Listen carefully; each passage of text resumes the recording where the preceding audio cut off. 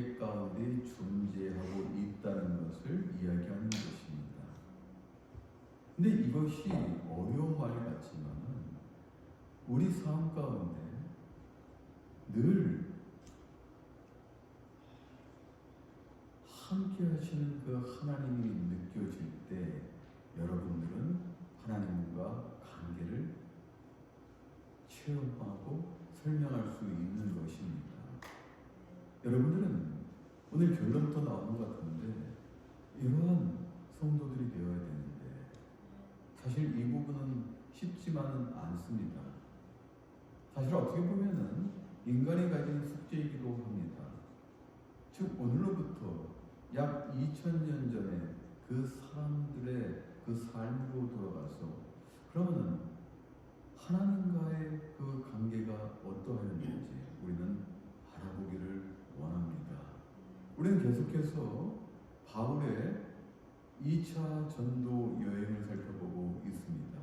우리는 지난주에 봤듯이 바울이 데살로니가에서 복음을 전하고 경건한 헬라인들과 많은 또 귀부인들이 믿는 것을 보았습니다. 하지만은 유대인들이 시기하여 불량배들과 합당하여서 바울을 죽이려고 그 데살로니가에서 소동을 일으켰습니다. 바울이 주의 형제 야손의 집에 들어간 것을 알고 야손의 집에 쳐들어갔으나 바울 일행을 찾지 못하여서 그들은 야손과 그 형제들을 읍장에 데려가서 고소하여서 고통을 준 사건을 우리는 기억하고 있습니다.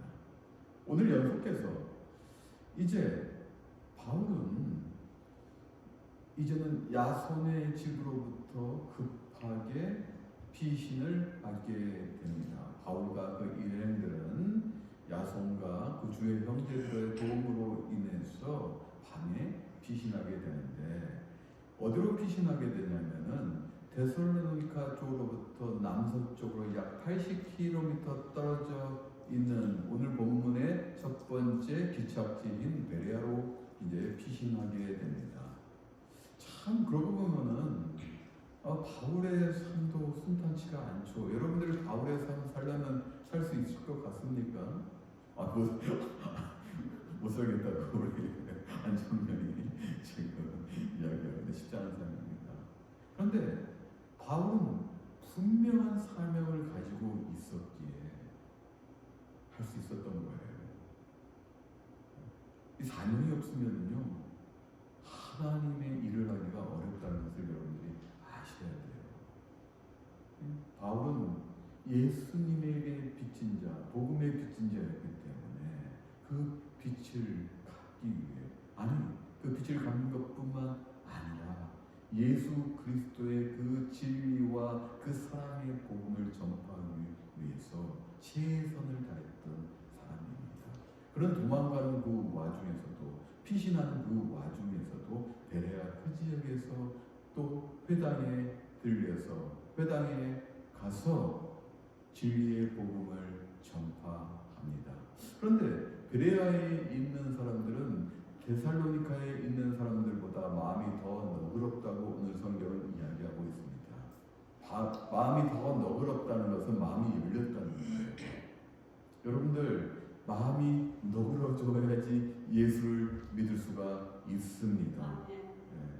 여러분들 맹목적인 어떠한 이 삶의 철학을 갖는다든지 아니면 나는 이거 아니면 안 되라는 신념을 갖고 있으면은 마음이 너그러울 수가 없어요. 그래서 이 베레아에 있는 사람들은 마음이 너그러웠어요.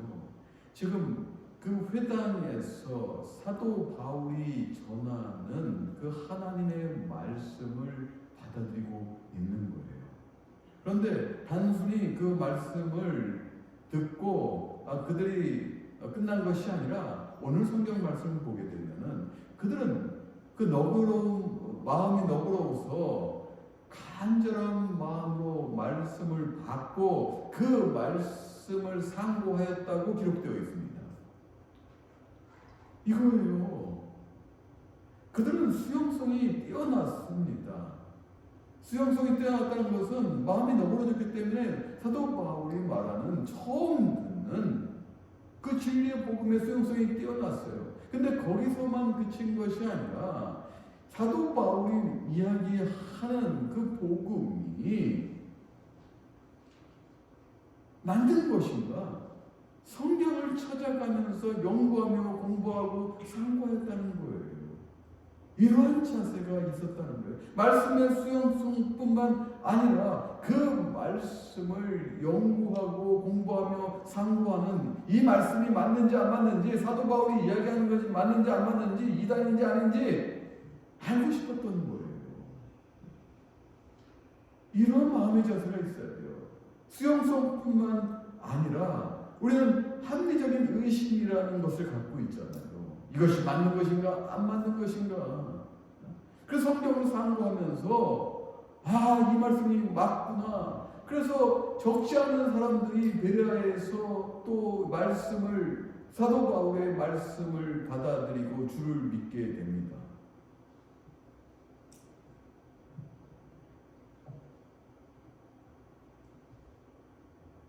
마음을 여십시오. 그리고 도전하십시오. 그리고 영적 게으름이 아니라 여러분 열심을 다하십시오. 여러분 삶에 열심을 다하시는 것처럼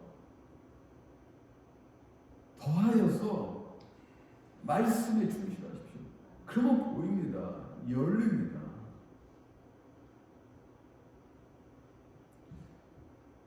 그러고 나서 이제 사도 바울은 베로아에서 또 주의 말씀을 전파했는데 또 데살로니가에 있는 그 유대인들이, 사도 바울을 시기한 그 유대인들이 베레아까지 쫓아오는 거예요. 사도 바울의 삶은 정말로 평탄치가 못합니다. 또 그는 급하게 주의 형제들의 도움을 받아 어디로 떠났냐면은 오늘 본문의 두 번째 선교지인 아덴으로 떠나게 됩니다. 베레아에서 아덴으로는요, 아가야 지방인데, 여러분 아덴은 아테네입니다. 아테네. 그런데요, 약 한 320km 떨어져 있어요. 주의 형제들의 도움으로 지금 베레아에서 해안도로로 아마 가스가 길이 많고 배를 타고 갔을 수도 있어요. 어찌됐든 약 한 320km 떨어진 아덴으로 가게 됩니다. 급하게 가니라고 실라와 디모데는 거기 있고 사도 바울만 피신하여 아덴으로 가게 됩니다. 여러분, 아덴이 어디입니까? 고대 그리스도의 수도예요. 그리고 민주주의가 꽃핀 곳, 우리가 잘 아시다시피 근대 올림픽이 시작한 곳, 이 아덴은요, 문학, 철학, 수학, 과학, 수사학, 예술 등 많은 분야에서 중심이 되는 곳이에요. 이 아덴에서 누가 태어났는지 아십니까, 여러분? 여러분 잘 아시는 소크라테스와 플라톤이 태어난 곳이에요. 물론 아리스토텔레스는 데살로니카에 태어났지만은 아덴에서 활동했기 때문에 플라톤의 제자잖아요. 제2의 고향과도 같은 것이고, 오늘 본문에 나오는 사도 바울이 이제는 그 철학자들과 변론하고 있잖아요. 그러니까 아덴에는 그 양대 철학이 있었습니다. 에피큐로스에서 출발한 에피큐리언, 즉 쾌락주의자들. 이 쾌락주의가 무엇입니까? 철학이 발달된 것인데요. 이 쾌락주의라는 것은 이 쾌락으로 인해서, 쾌락을 바탕으로 인해서 이 고통이라든지 인간의 욕망, 정욕, 그 다음에 죽음에 대한 이 공포, 두려움, 이 모든 것을 이겨낼 수 있다고 생각한 사람들이에요. 이 쾌락주의자들은. 이 반면에 오늘 또 나오지 않습니까? 스토아파가 나왔죠. 영화 스토이라고 하는데, 이것은 제논에 의해서 출발합니다. 제논도 아테네에서 활동했던 유명한 철학자인데, 이 스토아는 무엇이냐면은 이 세상의 중심이 이성이라는 거예요. 이 이성을 바탕으로 해서 냉철한 이성의 중심에 의한 도덕적인 삶을 살아가는 사람들이 금욕주의자들, 즉 스토아파예요. 금욕, 한마디로 얘기하자면 금욕주의라고 우리가 얘기를 할 수가 있습니다. 이 두 학파가 지금 이 아덴에서 활동하고 있는데 사도 바울이 딱 가보니까 지금 사도 바울 혼자 갔어요. 이 성교회에 같이 큰 동역자인 실라와 디모데는 지금 아직 아덴으로 오지 못하고 베레아에 있습니다. 그래서 사도 바울을 인도해 준 주의 형제에게 급하게 오라고 명하고 나서 혼자 있는데, 혼자 있음에도 그는 가만히 있지 않았었어요. 유대인의 회당에 가서는 경건한 헬라인들과 또 유대인들과 변론을 하고요. 그리고 쉬지 않고 광장에 가서 그 헬라인들과 고대 그리스인들과 변론하고 있었어요. 주의 일에 열심히 다했던 사람입니다. 근데 왜 그랬을까요? 아덴에 우상이 많은 것을 보고 격분했습니다. 여러분이 그런 마음이 있어야 돼요. 여러분이 주의 자녀라고 하면 이 세상에서 우상을 섬기고 그리고 하나님과 동떨어진 여러 가지 많은 것을 봤을 때 여러분 격분하셔야 돼요. 이런 마음이 있으셔야 돼요. 사도 바울은 그 격분하였어요. 광장에서 그 격분하였어요. 변론을 하였습니다. 여러분, 이 아덴네 이름이 뭐냐면 그 아테나 있지 않습니까? 지혜와 전쟁의 여신 아테나. 아테나에서 유래된 이름이 그 아테네예요. 그것뿐만 아니에요. 그리스 신화에 나오는 그 신들이 엄청 많습니다. 12신뿐만 아니라 그 각종 신들, 그 우상들, 약 한 3만 개의 우상이 있었다고 해요. 엄청난 종교적인 이 도시입니다. 그것을 보고 격분한 거예요. 사도 바울은 참을 수가 없었어요. 그래서 사도 바울은 그래서 오늘 보면 에피큐리언들과 그 스토익, 계략주의자들과 금욕주의자들, 철학자들과 변론을 하면서 가장 핵심적인 예수님과 그 부활에 대해서 그는 증거하고 있었습니다. 그랬더니 이 새로운 것을 알기 좋아하는 지적 호기심이 많은 아덴의 사람들은 사도 바울을 새로운 신을 지금 이야기하는 말쟁이인가 보다 라고 조롱하였습니다. 여러분, 이 말쟁이가 무슨 뜻인지 아십니까? 말쟁이는 쓰레기를 주워 모으는 자를 가리키는 거예요. 쓰레기를 주워 모으는 자라는 거예요. 더하여서 그러다가 점차 다른 사람들의 사상을 이곳저곳에서 자기 것 인장 전파하는 거예요. 어디선가 쉽게 말하면 막 쓰레기 같은 사상들을 얻어 들어가지고 막 다른 사람들에게 자기 것 인장 이것저것 막 다 알려준다는 거예요. 굉장한 조롱입니다. 말쟁이라는 거예요. 말쟁이. 보통 우리가 장애자들은 다 그렇지 않습니다만 장애자들은 조금 좋지 않은 부정적인 표현들이 좀 있지 않습니까? 오늘 그와 똑같아요. 자기 주관도 없이 쓰레기 같은 사상들을 지금 사람들에게 우리에게 전파하고 있구나. 이 말쟁이가. 한번 우리가 계속 한번 들어보자. 그래 아레오바그로 데리고 가보자. 아크로폴리스 외곽에 있는 그 아레오바고는 시민 공개 법정입니다. 물론 거기 가서 법적인 판단을 받는다는 것이 아니라 그들은 지적 호기심이 강했어요. 이 말쟁이가 어떠한 새로운 신을 소개하는지 우리가 한번 알아나 보자. 그래서 아레오바고 데려간 거예요. 그런데요, 사도 바울이 왜 이렇게 격분한지 아십니까? 오늘 본문에도 보면은요, 알지 못하는 그 신이라는 단을 세워놓고 그것에 그 우상에 섬기고 있는 거예요. 알지 못하는 신. 왜 그 아덴 사람들은 알지 못하는 신을 섬겼을까요? 여러분 잘 보셔야 돼요.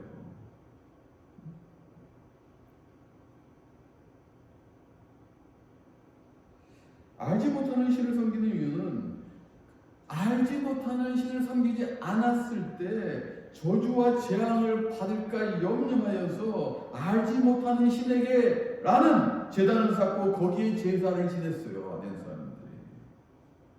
만약에 인간이 신에게 밑보여서 재앙을 받을까봐 그 신을 그 많은 신들을 섬기지 못해가지고 또 그들이 알지 못하는 신을 섬기지 못해서 알지 못하는 신으로부터 재앙을 받을까봐 알지 못하는 신에게라는 단까지 만들었어요.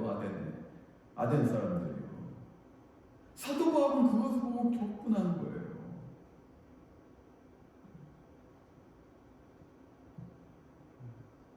그러면 내가 너희에게 종교심이 강한 너희들이 알지 못하는 신, 그러나 너희가 살면서 알 수 있는 신임에도 불구하고 너희가 우상을 숭배하고 각종 금이나 은이나 돌로 새긴 그런 신들을 섬기는 너희들에게 내가 알고 있는 유일신 한 분을 내가 소개하겠다. 오늘 사도 바울이 격분하여서 아레오바고 가서 지금 그 많은 철학자들과 그리스 사람, 지적 호기심이 많은 그 사람들에게 오늘 공개적으로 변론하고 설파하고 하나님을 증거하고 있는 거예요. 근데 아덴 사람들은요, 자존심이 강했어요. 이 아덴 이런 에틱이라는 우리 말하면 아티카인데 얘네 고대 그리스의 그 본토입니다. 그 본토의 흙으로 자신들이 만들었다고 주장해요. 쉽게 말씀드리면 유대인들이 성민 의식이 있지 않습니까? 그건 비슷한 거예요. 자존심이 강해서 우리는 그 본토, 그 아티카의 그 본토 흙으로 만들어진 사람이기 때문에 우리는 최고의 사람이다, 최고의 우리는 민족이다, 이렇게 주장했었어요. 그런데 오늘 사도 바울은 어떻게 이야기합니까? 온 인류가 하나님에 의해 창조된 한 혈통이라는 거예요. 그거 맞지 않습니까? 하나님이 우리의 첫 인류인 아담과 하와를 창조하셨지 않습니까? 한 인류라는 거예요. 너희는 하나님과 관계 가운데 창조된 한 혈통이지 너희만이 우수한 혈통이 아니라는 거예요. 너희가 알지 못하는 신은 너희를 창조한 하나님이라는 것입니다.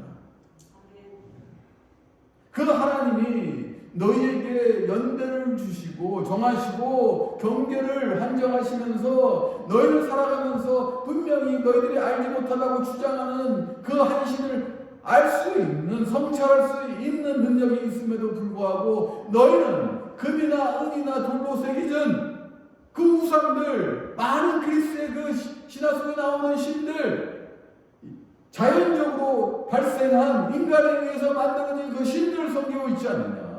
여러분 잘 생각해 보세요. 여러분들 그리스 시대에 나오는 신들은 다 우리가 형상화할 수 있습니다.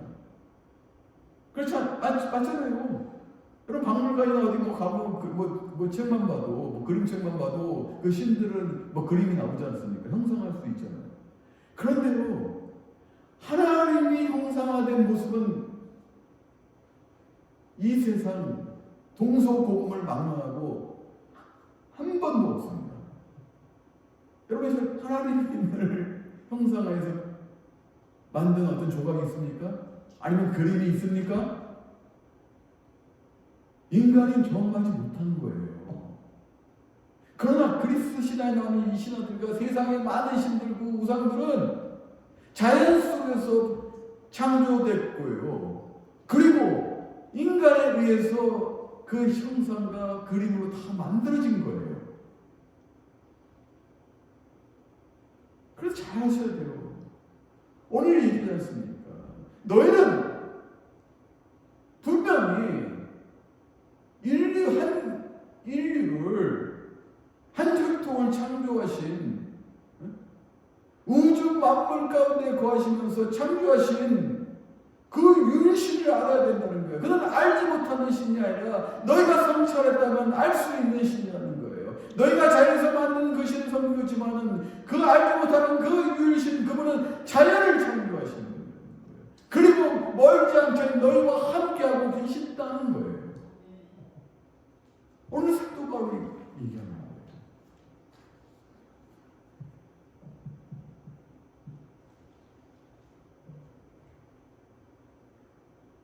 하나님은 이 세상, 물론 자연이 하나님이란 건 아닙니다. 자연 창조하신 분이기 때문에 창조하신 그 하나님은, 우주 만물 창조하신 하나님, 이 자연을 다 운영하시고 감찰하시고 인도해 나가시는 하나님이에요. 그러므로 멀리 계시지 않고 가까이 계세요. 우리 교회 여러분 마음 가운데, 여러분 가정 가운데, 여러분이 거하는 곳에, 여러분들이 원하고자 하는 곳, 찾고자 하는 그곳에 하나님 늘 함께하게 계세요.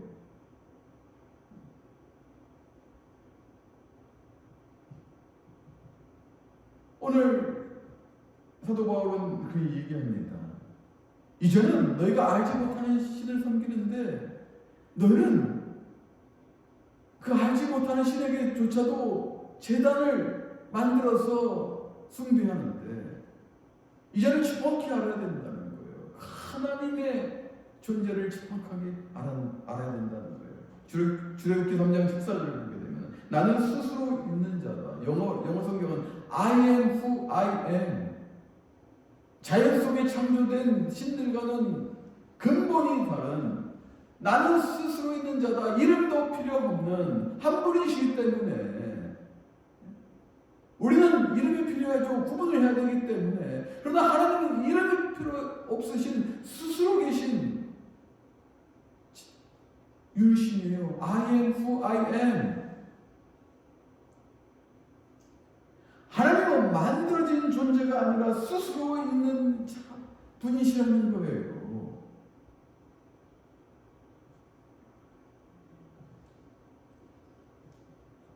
그 하나님께서요, 이 인간이 만든 이 신들은요, 인간으로부터 부족하니까 무엇을 채워야 되잖아요. 받아야 되는 성김을 받아야 되잖아요. 근데 하나님은 부족함이 없으시고 오히려 인피니티 하나님은 풍성이 다 갖고 계시고 흘러넘치시고 오히려 주시는 분이에요. 하나님께서는 만민에게 생명과 호흡과 만물을 친히 주신 유일신이십니다. 여러분 생각해 보세요. 어느 종교가 그토록 사랑하는 독생자를 내어준 신이 있습니까? 기독교는 종교가 아니에요. 우리가 늘 제가 얘기하죠. 사회과학으로 사회과학적인 측면에서 분류해서 그냥 하나의 종교로 우리가 분류하지만 사실 진리입니다. 어느 종교가 당신의 그토록 사랑하는 독생자를 내어줍니까? 어느 신이요? 이 신들은 자연 속에 창조된 신, 인간이 만든 신들은 인간으로부터 늘 섬김을 받기를 원하지만 하나님은 섬김을 받기를 원하신 거 아니라 오히려 다 내어주신 분이에요. 십자가의 독생자 예수를 내어주신 분이에요.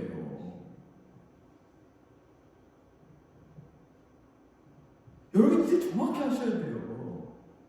여러분은 지금도 하나님을 지금 모르고 계십니까? 아니면 알려고 하지 않으십니까?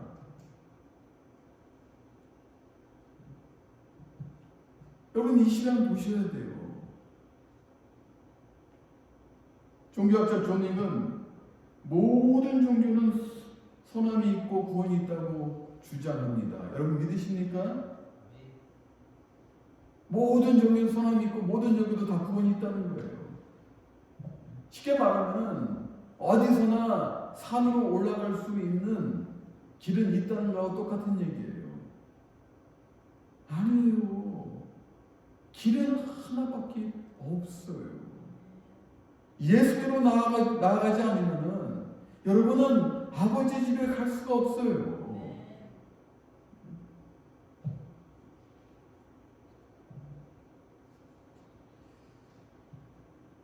사도 바울은 오늘 결론적으로 이제 하나님의 고통 가운데 죄 없으신 아들을 희생해서 태어난 진리인 기독교를 소개하고, 그리고 그 기독교의 핵심은 예수 그리스도이다. 그 그리스도가 부활이요 생명이라고 증언하고 있습니다. 그러므로 여러분들은, 이 아덴에 있는 여러분들은 이제는 알지 못하는 그 신에게까지 제사를 지내는 여러분들은 회개하고 이제 하나님께 돌아가야 된다라고 증언하고 있는 것입니다. 여러분들, 사랑하는 성도 여러분들, 오늘 설교의 제목이 뭡니까? 우리의 사명이에요. 여러분들 사명이 뭔지 아십니까? 여러분들이 하나님께서 하나님의 자녀로 삼아주셨다면요, 분명히 여러분들 한 분 한 분은 사명을 갖고 계세요. 여러분들 우상을 섬기는 것이 아니라 하나님과 관계 가운데 존재하는 여러분들은 하나님의 여러분들에게 부여하신 그 사명 위에 나가셔야 된다는 거예요. 이게 존재의 이유예요. 여러분 도대체 왜 사시는지 여러분 스스로 알고 계십니까? 여러분들의 존재의 이유를 모른다면요, 공허하고 상실감만 느낄 수밖에 없어요. 인생은 그렇습니다. 여러분들이 아셔야 돼요. 여러분들이 육적으로는 알 수 없지만 영적으로는 알 수 있어요. 여러분들 알려고 노력하면요, 어디로부터 오고 왜 왔는지, 그리고 어디로 가는지, 그 영적인 부분이에요. 지각력이 있어야 돼요. 그런데 여러분들은 이 부분을 생각하지 않고 육적인 부분만 매달린다면 여러분은 우상을 섬기는 평범한 세상의 인간들과 별반 차이가 없다는 거예요. 여러분 우상이 뭡니까? 돈을 많이 벌어야 부가 있어야 되고요. 그 명성도 있어야 되고요. 더해서 권력도 있어야 되고, 일, 오합, 또 음식에 심취할 수도 있고요. 술로서, 더 나아가서는 예를 들어서 마약이라든지 이상한 종교든지, 이게 다 우상이 될 수 있는 거예요. 여러분들 우상입니다. 왜 사십니까 도대체? 우리 심각하게 스스로 자문을 해야 된다는 거예요. 그러므로 하나님으로부터 멀어져서 여러분들이 먼저 섬기는 것들, 그것은 다 우상을 섬기는 것이라는 거예요. 이제 또 우선순위가 정확해야 됩니다. 여러분, 그러므로 우리의 사명은요, 여러분들이 왜 존재하는지부터가 시작해야 된다는 거예요. 왜 존재하고 계십니까? 왜 교회에 나오십니까?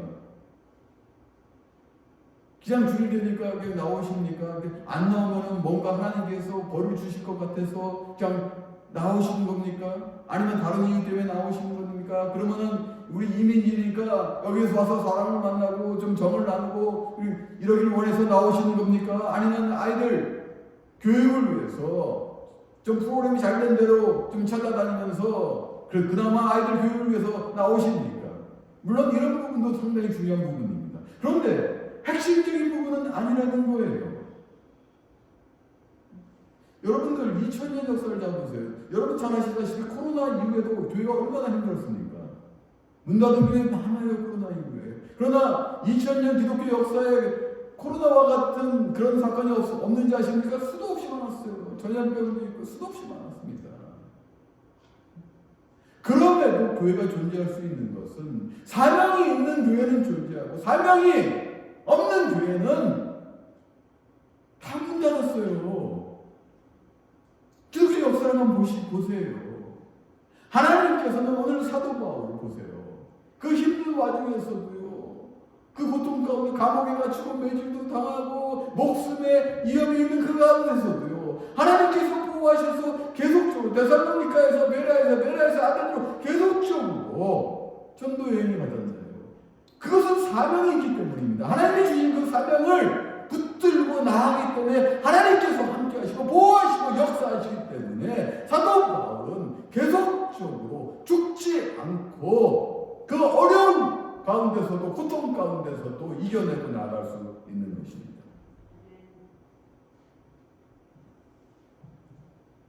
사명이 이렇게 중요한 거예요. 저는 우리 교회가 사명이 있는 교회가 되기를 원합니다. 그러기 위해서는 여러분들이 왜 내가 존재하고 있는지부터 시작하셔야 돼요. 내가 누구인가? 내가 왜 교회에 나와야 되는 것인가? 이거 우연 같죠? 아니에요. 분명히 하나님께서 여러분들을 사랑하시고 하나님의 자녀로 삼으시길 원하시기 때문에 역사하신 거예요. 세상에 우연은 없습니다. 여러분들이 알지 못하는 신으로 생각할 수 있으나 하나님은 알지 못하는 신이 아니에요. 분명히 여러분들과 함께 존재하고 있어요. 그러므로 관계 가운데 여러분들을 함께 하시고 교회를 보내시고 예배하게 하시고 그리고 더 나아가서 하나님을 아는 그 과정 가운데서 사명을 주시고 그리고 세상으로 나아가게 하시는 것입니다. 사랑하는 성도 여러분,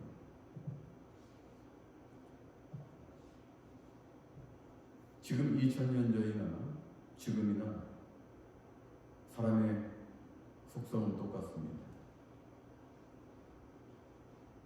다르지 않아요. 1960년대에 마틴 로이스 존스 목사님이 그 목사님께서 쓰신 그 부흥에도 나옵니다. 4000년 전의 사람들도 지금과 똑같다고 이야기해요. 그 책에 정확하게 써 있습니다. 시기하고 질투하고 살인하고 나쁜 짓 하고 그거는 문명이 발달해서 생긴 것이 그때도 있었고 지금도 있었다는 거예요. 그러면 사람들은 이제는 교회를 멀리하고 하나님을 알려고 하는 것을 멀리하고 여행이라든지 뭐 집을 산다든지 여행 어디 갈까, 어떤 집을 살까, 차는 어떤 차를 살까 이런 데 관심이 있다는 거예요. 마틴 로이스 존스 목사님이 1960년도에 하신 말씀이에요.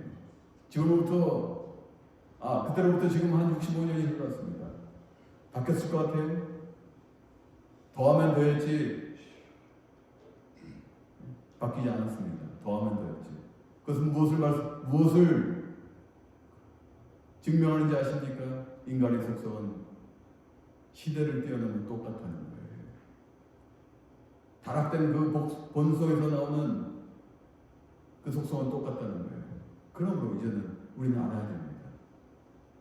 사명의 첫 번째는 알지 못하는 그 신으로부터 이제는 알아야 돼요. 여러분들이 어떤 사람인지 알아야 돼요.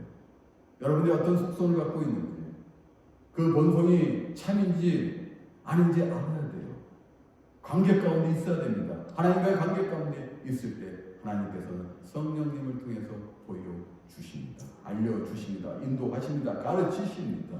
그리고 궁극적으로 십자가에서 돌아가신 예수 그리스도의 그 사랑을 여러분들은 받고 느낄 때 그때 변화될 수 있는 것입니다. 그때 나아갈 수 있는 것입니다. 이제는 알지 못하는 신이 아니라 내가 알고 있는 최고의 신, 그 하나님과 함께 동행하겠습니다. 그리고 이제는 그 하나님 것보다 나의 유익이나 이 세상의 유익을 위해서 찾는 그것들을 내가 멀리하겠습니다. 끊겠습니다. 우상을 숭배하지 않겠습니다. 이럴 때 놀라운 하나님의 능력과 역사가 일어나는 것입니다. 사명의 사람이 되는 것입니다. 교회가 부흥하는 것입니다.